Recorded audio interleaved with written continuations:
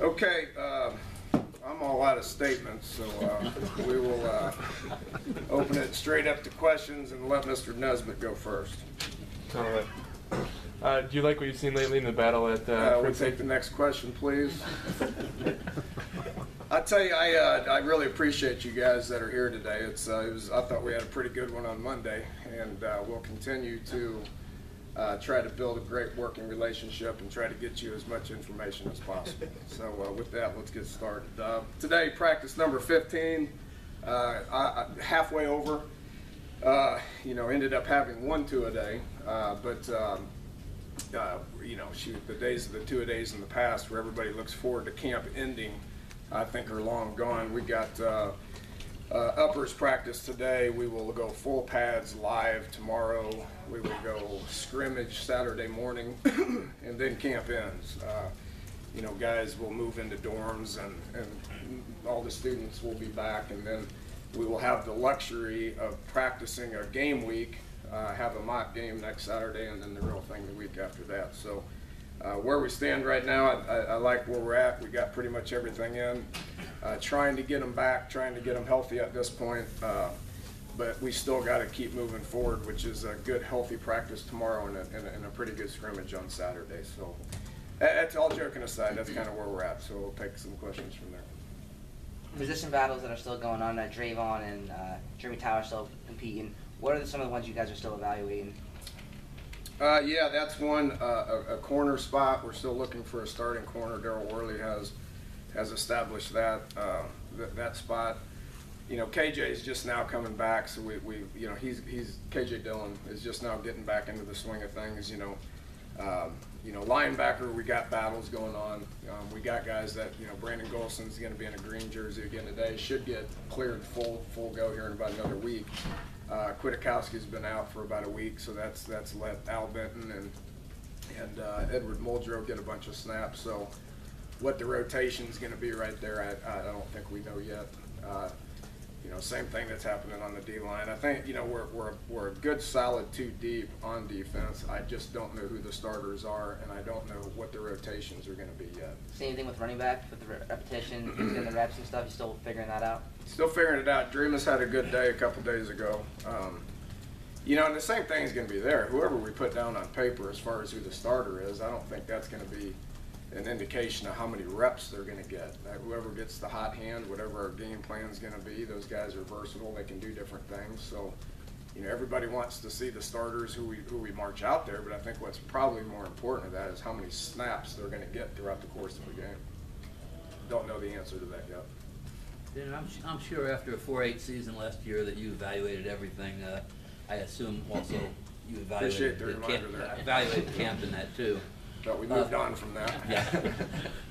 Yeah. Did you make changes from camp last year to this that you felt were necessary, or you felt that was okay? To answer your question, yes. Everybody kind of has the same amount of days that they can tackle and have live contact and all that, so which was about the same amount that we did last year. I tell you what we changed this year more than anything was what's going to happen next week. Just as far as last year, we had a pretty heavy first week, or first school week. Okay, Tuesday, Thursday, Friday, Saturday, Tuesday, Wednesday, Thursday, Friday, Saturday. Those 5 days were pretty heavy, and I felt like we were tired going into game week. So we're going to practice a true game week next week.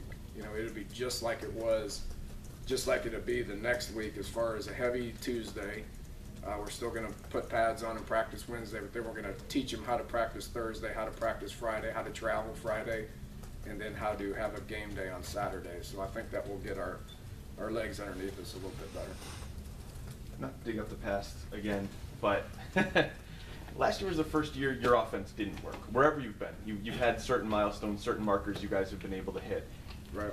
From your perspective, how frustrating was that, and did you guys learn anything about yourselves as coaches going through that last year, you and Shannon? Yeah, it was miserable. I think Tony and I were talking about this the other day, just those dynamics I don't anticipate ever happening again in the next 30 years of coaching, or however long I'm fortunate to be able to coach. You have 3 new coaches that had never been with us before. Had the issues at quarterback that have been very well documented. You had 6, 7 skill kids that had been in the program for their first year. That's just a dynamic that's not good. You know, I thought we did a pretty good job up front of holding it together with some older guys, but just the timing, the continuity, the chemistry just wasn't there. So, you know, we and then just looking back on it, I mean, you just sit there and you study what we did and what the plays are, and you try to make some changes, which we do each and every year. And with that said, I think we're way ahead of where we were a year ago. You know, time will tell how it is. The follow-up to that, the guys had said this camp seems a lot more relaxed from their perspective, offensively speaking, that they're a lot more comfortable, and it seems like you guys are a lot more comfortable with them because of it. Well, there's familiarity with everything, with personnel, with coaches, with the scheme. You know, we know who our starters are on offense. We know who's going to play. Those guys know what the offense is. We're not teaching them what to do. I mean, we were teaching guys what to do game 8, 9, 10, 11 last year. So at this point in time, offensively, we're not teaching anybody what to do. We're just trying to get better at what we're actually trying to get accomplished. It's all technique and, you know, just they're learning nuances of where they're supposed to be and how they're supposed to get there, as opposed to telling them where to go and all that. So it's just a big difference, night and day. Is it pacing the tempo of the offense where it should be right now? Yeah, I'm very happy with it. We worked 2 minute the other day for the first time, and it was like we've been doing it all along. The worst thing that you can do when you kind of stink on offense is go fast, because then it just stinks real quick, you know. So, you know, I'm very fortunate, or very comfortable with able to go as fast as we want to go right now, because they understand what they're supposed to do. Coach, how about the offensive line? Last Saturday, Coach Crook said that he had 5 starters ready to go, but he was looking for 7 or 8 guys. Has anybody progressed up the table this week? Yeah, the 5 starters are playing really well together. We all know who those 5 are. Those guys are playing well. Still anxious to see how our relatively inexperienced, talented tackles are. You know, as far as some pretty good pass rushers that we're going to face. Obviously, game 1, and then in the Big 12 as well. Mike Clicchio just gave him a scholarship. He's the 83rd guy on scholarship right now. Just such a good story. This big giant of a man was awful 5 years ago when he showed up. Just couldn't walk and chew gum at the same time. Because of his hard work on the field, off the field, is a great student. Is one of our leaders on the entire team right now. When he talks, people listen, you know, and you know, he's a guy that he could play all 5 positions. He can't play center, but he could play guard and tackle. So he's a guy that we can count on. Stone Underwood was clearly our 6th guy for the first week and a half. He got a little bit of a shoulder deal out there. Actually, you guys saw it when we did that Oklahoma drill. He's just now coming back from that, and that's been 8, 9 days from. But he's a guy we're going to count on. And then, you know, the other guy's Tony Matteo, who I've been very happy with. He's the backup center. You know, he's a guy that's been getting better and better as well. So I would say right now those are kind of our 8. You know, and then we got some young kids like Marcel Lazard and Grant Lingelfelter that have been doing good. They're redshirt freshmen. I hesitate to talk about redshirt freshmen on the O-line. Not position specific, but what does it take to be successful as a first-year player? In your time coaching, have you seen a common thread between guys who have had success coming out right away? Speed of the game is the biggest thing. You know, first-year players, I mean, you know, they can be freshmen or JC guys or 4-year guys. You know, if they're not used to the speed of the game, then they're going to struggle a little bit. You know, you got to be able to think quick. You know, so those guys are able to see things and be able to react to it. It's not always about size and speed. It's about the mental aspect of reacting to it. You know, at one point, Shannon said early in the spring that he said it was a good time to be a running back at West Virginia, the way things set up. What would you project as a run-pass ratio, or what would you like to see?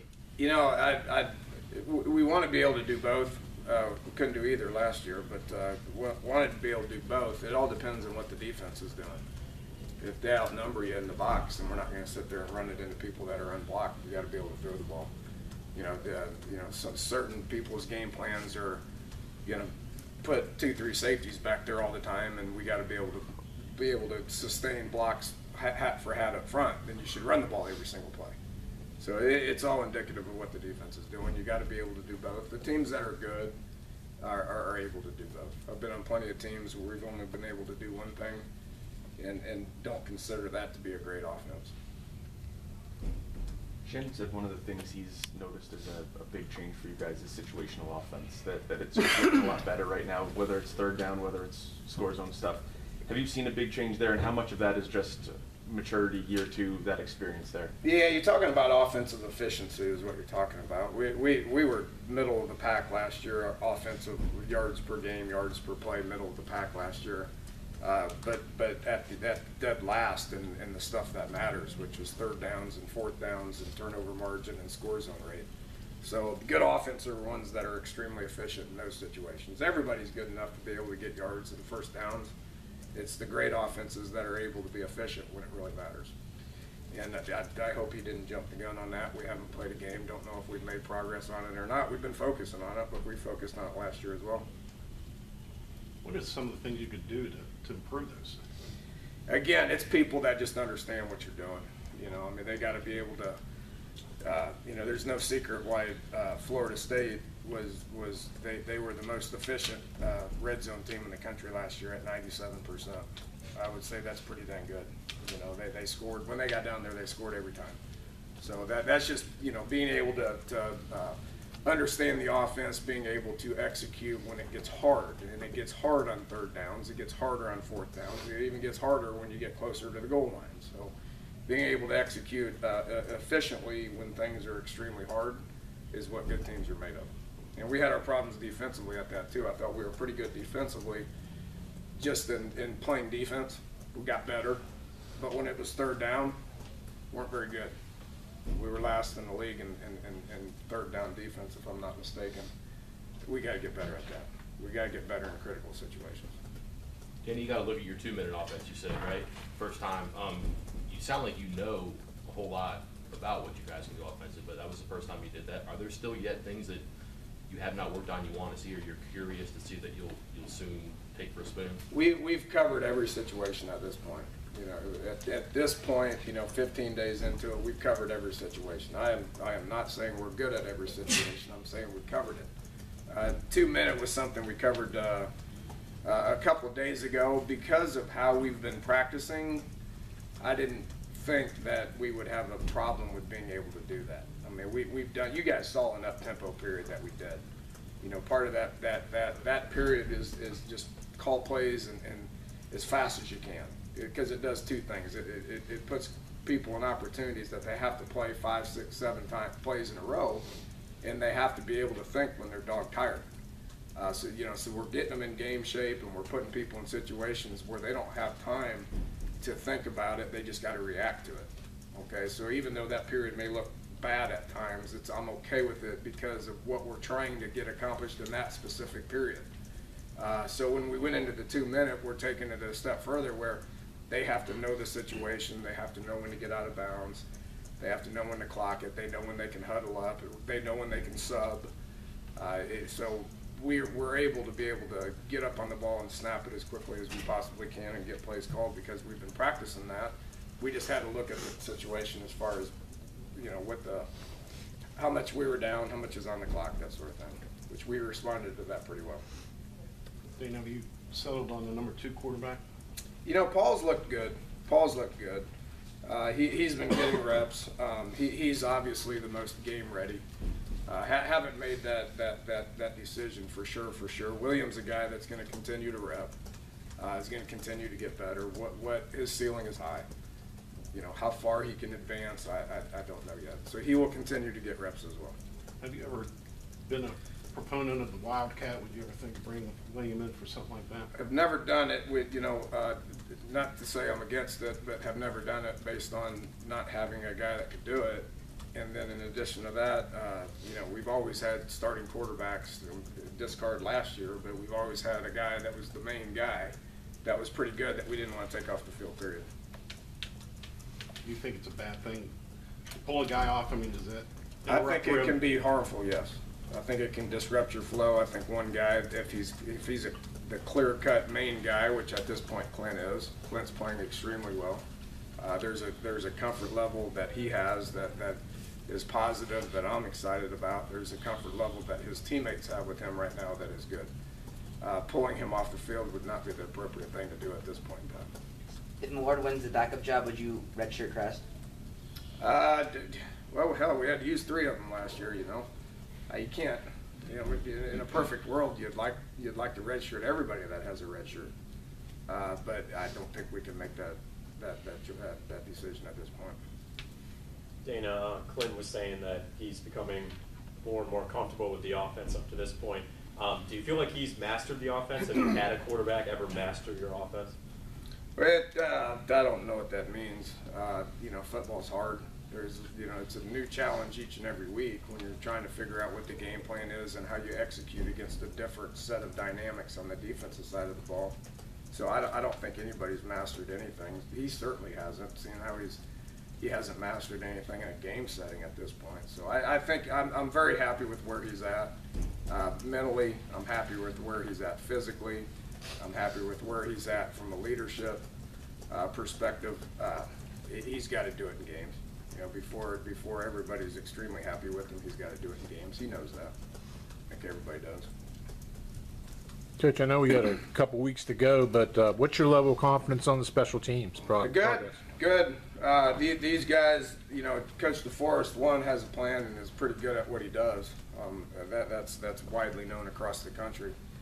He's done a good job with these guys. You know, they're a bunch of goofballs. You know, Molinari did something, won a bet, so he did a big chest bump and came down and twisted his ankles. So we had to remind him that they have a job that they have to do, but he's going to be fine. But those guys have a good relationship with Joe, and they're functioning pretty good. So like those guys, the return aspect of it is something that we've all talked about. We were bad at it. It's been a area of emphasis in camp. I think we have guys that can return the ball. Our blocking has to be better up front on both punt return and kick return. So, you know, and then the kickoff and the punt team last year, we're as good as anybody in the country at that. So feel equally as good as that. So extremely happy with where we're at. Have you found the guy to kick off? Well, the guy, he's got a boot on his foot right now. Mike's done well, you know, and then Nick can do it as well. So, you know, we got 2 guys that can do it. We would prefer Molinari to be the guy, you know, just because that way they can specialize in a different thing. So, you know, when he comes back, I don't know. We'll see. Even if he's not back, does he limp out there to hold for you? I mean, yes. Yeah, I would think so. You know, and Nick O'Toole does it. He's a great holder. I mean, he may be better than Mike at it, but Mike's got the experience. Would obviously go with him. And that's one area that I got a lot to worry about. That's one area I don't feel like I really need to worry about it too much. I promised Joe when they miss, which chances are they will at times, then I'll mind my own business. I know you joked about comments getting taken out of context. Did you have to talk to the team about that at all? I mean, did you pull the guys aside and say, look, this is what I meant in terms of your comment Monday? I mean, we have sessions like that, obviously, you know, and we try to educate them. Mike and Mike do a great job of educating them as far as what they say, and I think we got good kids that understand, you know, what realities are and what you pay attention to and what you don't. You mentioned injuries other than, I guess, Marcellus and maybe Jared Barber. Anybody else that you're worried about for the opening? Yeah, Barber's not going to be ready. It's unfortunate. He's such a good team leader. He will still have that role as a leader. He gets down there and coaches the heck out of the linebackers. I mean, he's a great kid to have around. If he doesn't get back to where he's able to play this year, then a year from now he's going to be excited about being a fifth-year senior, you know, and being able to graduate with 25 of the guys that he came in with. So, you know, if he can't go, then he won't. Jackie's out, and other than that, there's some day-to-day guys, you know, that you know, the list grows and shrinks every day based on the previous practice. But at this point in time, those are the only 2 that have been strictly ruled out. Have you guys started talking about Alabama at all yet?